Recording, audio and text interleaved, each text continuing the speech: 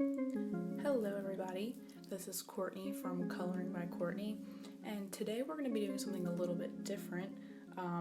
There's a nice woman, she's an admin, her name is Sylvia, for a group called Secret Garden Gallery. I'm pretty sure she's the creator, and it's gotten a lot of popularity in the last few days after a shout out from Johanna herself. And so they do a bunch of different stuff in the group, and she's been wanting to do kind of like a color along, except for she wants to do a page where you have to draw in stuff. So she needed someone that could draw to help her with this. So I went to her and showed her some of my pictures in the group, and everyone really liked them, and so she messaged me and we kind of went from there. So I'm making this video for this group, and obviously it'll be on my YouTube channel, so everyone can kind of do it along as well, even if you're not in the group. So what she wants to do is we're gonna do I'm pretty sure a flower every day. That way it kind of gives people a little bit of time to play catch up, just in case they can't get to a flower that day, and they can do it later on. And that way we're not doing a whole entire page and no one ever got to participate. So at first I was going to just do a really quick video and just draw in the flower for you, free-handed. But the reason why she wants to do this challenge, and it's one of actually our challenges in my group for one of the months that are coming up, is to draw in your book. But a lot of people can't draw, and so I didn't want to just go and freehand it and then someone not get as good results or whatever the case may be. So I'm going to show you how you can draw in the books flawlessly and have it match Johanna's work. So you'll need a piece of tracing paper, or even a piece of layout paper will work. Tracing paper is most ideal since it's the thinnest. And you can get this for really cheap. I got a pack of 100 sheets. I think it was for like $6 on Amazon.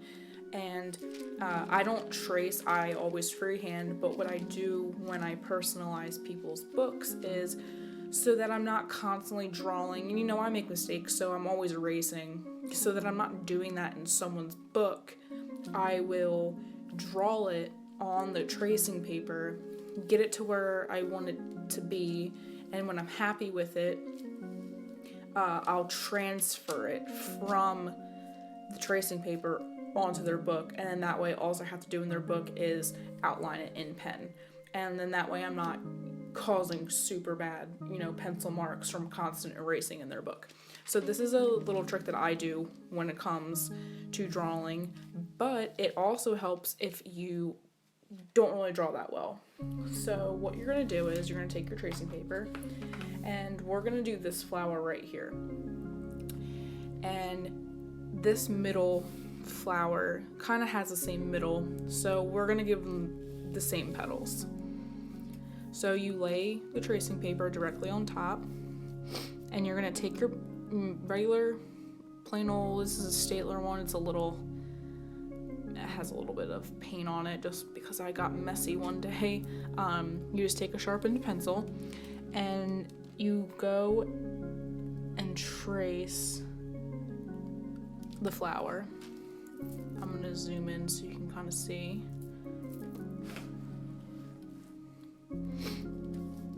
Sorry, I have a bit of a runny nose.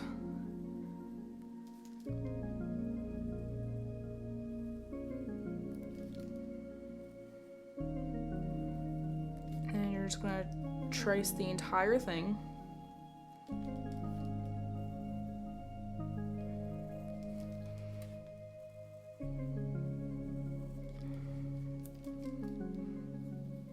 The funny thing is I'm really slow at tracing. I'm actually way faster and more efficient when I'm just drawing on my own. And people think that tracing is easy, and it's actually not.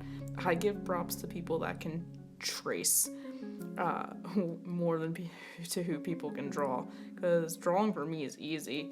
I cannot trace very well, so I'm doing this as best as I can. I think it's just the motion of having to go slow that kind of messes me up. When I draw, I do really quick, swift lines, and that's what makes me, I guess, not mess up. Think of it as thinking about something too hard. You tend to mess it up. And that's about it. We're not going to go and trace the middle part because there's already a middle part over here. So you'll lift that up and you'll just be left with the petals. And then what you'll do is you'll go to where the flower middle part is, and you are going to flip the page. Don't do this part on your book.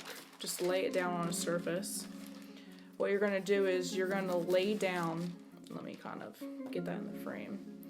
You're going to lay down pencil over the entire image, and make sure you get a good coverage so that you have pencil all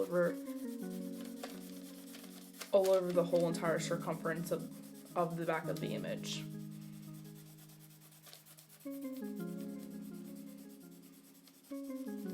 And this is almost the equivalent to using graphite paper. If you don't know what graphite paper is, it's usually black paper, and what it is it's made up of graphite, and you can literally print out an image out of your printer, lay it on top of this graphite paper, lay the image you printed out on top, and then just trace over the printed lines, and it transfers the graphite onto paper. And so this is kind of like the same thing, except for it's just tracing paper. Okay, so I actually found that this doesn't really fit very well, so we're gonna do it, sorry about that, we're gonna do it on this flower because the middle part isn't as big. Okay, and then what you're gonna do is you're going to retrace the flower.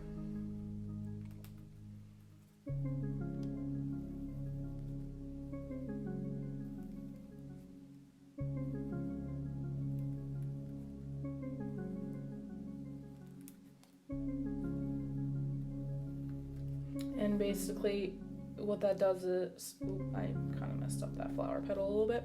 What that does is the pressure from pushing down, it transfers the pencil that you laid down on the back onto the paper. So this is the easiest way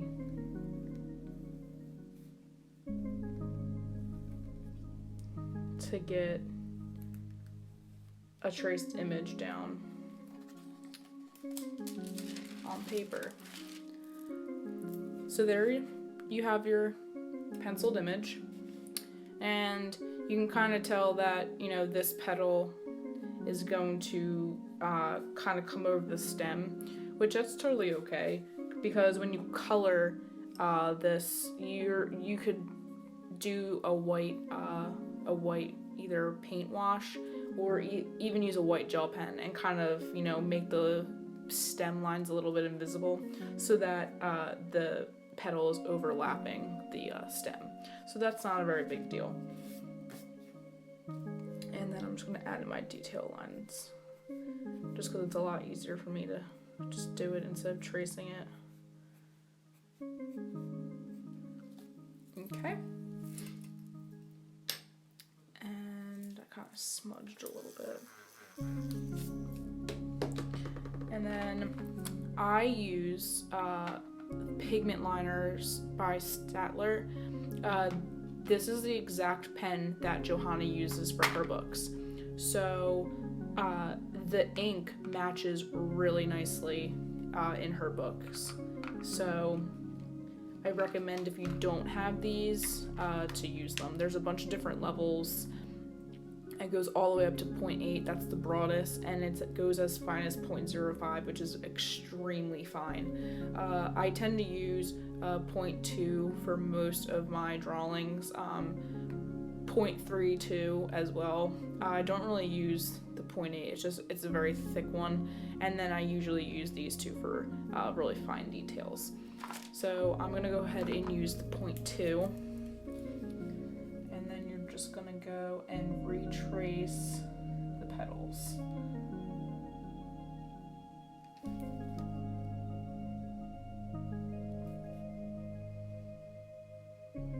And you can use any black pen, really. I like the idea of things being uniform. So when I saw that her books were drawn with these in the very beginning, when I started following her and her work, I went and bought them just because I really like the idea of drawing in her books. And it's just amazing how well the ink blends in with the rest of the images.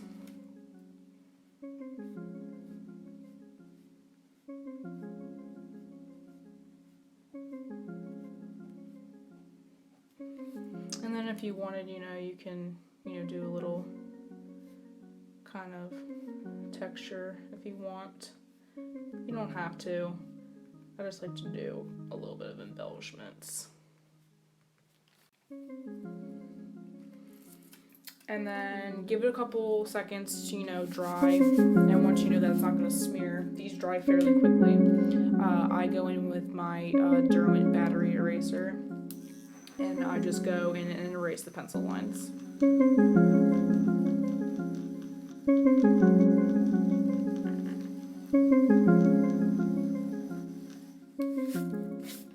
And then just brush it away.